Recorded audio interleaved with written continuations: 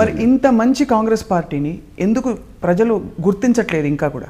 లేదండి, ఇప్పుడు తప్పుడు గ్రహిస్తూ ఉండరు. ఇప్పుడు ప్రజలు గుర్తించడంతోనే మీరు మొన్నటి యూపీలో ప్రధానమంత్రి ప్రాతినిధ్యం వహిస్తున్న ఉత్తరప్రదేశ్ రాష్ట్రంలో సోనియా గాంధీకి వచ్చిన స్పందనను కానీ ప్రజలు తిరుగుబాటు మొదలవుతూ ఉంది.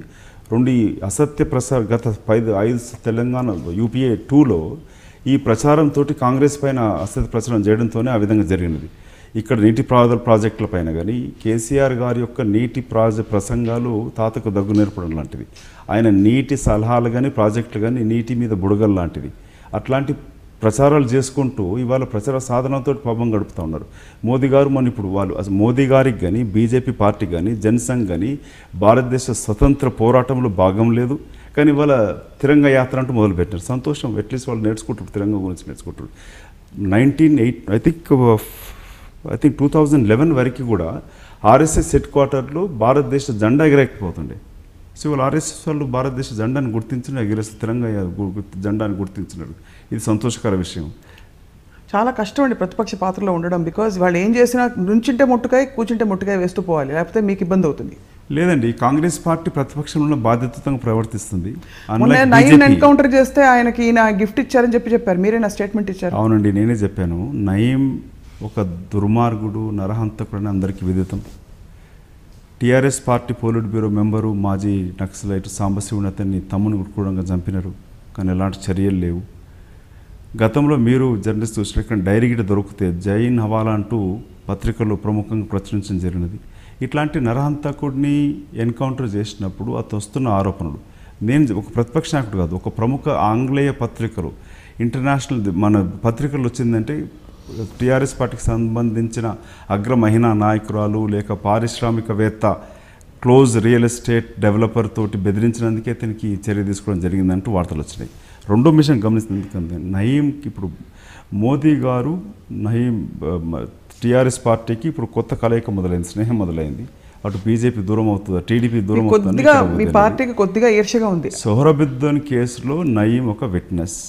గతంలో పోలీసు వాళ్ళు ఇక్కడి నుంచి అతన్ని తప్పించే ప్రయత్నం చేసినారు.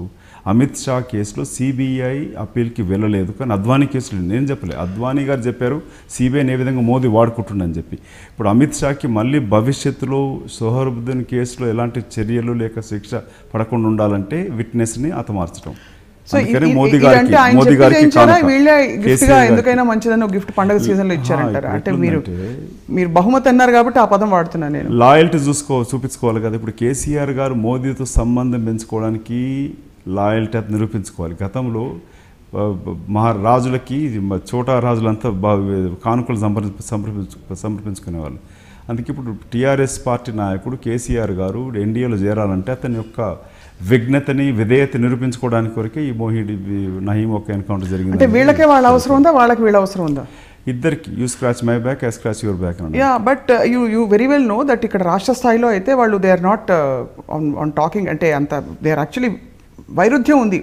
స్ట్రైట్గా ప్రతిపక్షం అనకపోయినా కూడా పైన వైరుధ్యం. మీరు ఒకటి గమనిస్తే ఎల్లంపల్లికి హైదరాబాద్కు వచ్చే పైపు లైన్కి రంధ్రం కొట్టేసి గజ్వేలికి 40 గ్రామాలకి ఆల్రెడీ ప్రారంభించబడ్డ మిషన్ భగీరథ. అది భారతదేశ జల చరిత్రలోనే అత్యంత అవినీతికరమైన ప్రాజెక్టు. మేము భవిష్యత్తు నిరూపిస్తాను. దానికి రంధ్రం కొట్టేసుకొని ఒక పైపులు వేసుకుని 40 గ్రామాలకు వచ్చేదానికి ఒక ప్రధానమంత్రి స్థాయి వ్యక్తి వచ్చి ప్రారంభోత్సవం చేస్తాడా? సో దాన్ని బట్టి అర్థమైపోతున్నది ప్రధానమంత్రి ఎందుకు ఇంత దూరం వచ్చి. ప్రధానమంత్రికి ఆయన వ్యూహం ఆయనకు ఉండొచ్చు. తెలంగాణలో భారతీయ జనతా పార్టీని కూడా బలోపేతం చేద్దామనే వ్యూహం ఉండొచ్చు, ఇంకేదైనా ఉండొచ్చు. చేసినట్టు అనిపించట్లే. గజ్వేల్ ఒక మాట, రైల్వే స్టేడియంలో ఒక మాట. సో యూ ఫీల్ అంటే మీ దృష్టిలో, కాంగ్రెస్ పార్టీ దృష్టిలో వీళ్ళిద్దరూ అలా పరస్పరం ప్రేమ కురిపించుకోవడం అది ఒక ఇద్దరు కలిసిపోయారు. మోదీకి చంద్రబాబు నాయుడుకి ట్రస్ట్ డెఫిసిట్ అండి. ఎందుకంటే మోదీ అప్పుడు 2009లో గోద్రా హత్యాకాండ జరిగాక చంద్రబాబు నాయుడుకి అతనికి మనస్పర్ధలు ఏర్పడ్డాయి. సో అప్పటి నుంచి వాళ్ళకు అక్కడ ఆంధ్రప్రదేశ్లో కలిసి పోటీ చేశారు. అంతా ఆంధ్రప్రదేశ్ కలిసి పోటీ చేయడం కాకుండా కలిసి ప్రభుత్వం నడిపిస్తూ ఉన్నారు. రోజుకు టీవీలలో తిట్టుకుంటూ ఉంటారు. స్పెషల్ స్టాటస్ అంటూ కావాలి, 10 సంవత్సరాలు ఇంక ఇస్తానని చెప్పి మాట్లాడి డిమాండ్ చేసిన వ్యక్తి వెంకయ్యనాయుడు కానీ మోదీ కానీ ఇప్పుడు దానిపైన మాట పెదవి విప్పరు. ఇక్కడేమో చంద్రబాబు నాయుడు వచ్చి అక్కడ మోదీని కొదిమేస్తా ప్రశ్నిస్తా అని మాట్లాడతాడు, అక్కడికి వెళ్ళి బొక్కలు ఇచ్చి కవలించుకొని అంతా బాగుందని చెప్పేసుకొని వస్తూ ఉంటాడు. సో ఇదంతా కూడా ప్రజల్లో డ్రామాలాగా కనబడతా ఉంది. ఇక్కడ మోదీ గారిని సన్నాసి అని తిట్టిన కేసీఆర్ గారు ఇవాళ మోదీ గొప్ప ప్రధానమంత్రి, భారతదేశ చరిత్రలో ఇంతటి గొప్ప ప్రధానమంత్రి అవినీతికరంగా, ఎందుకంటే ఇతను అవినీతిలో కూరుకుపోయి ఉన్నాడు కాబట్టి ఇతనికి మోదీ చేసే అవినీతి కనబడట్లే. సో ఇద్దరు కూడా don't you think that's cliche that isn't it cliche that రాజకీయ నాయకులు ఎప్పుడు బాధపడుతూ లేకపోతే ఎప్పుడు రోడ్డు మీద ఎండలో తిరుగుతూ చెమటలు కారిపోతూ ఉంటేనే రాజకీయ నాయకులు అని ఉందా? Can't you have politicians shine అవుతూ ఫోటోలు తీసుకుంటూ పేపర్లో ఉంటాం? I'm just asking you.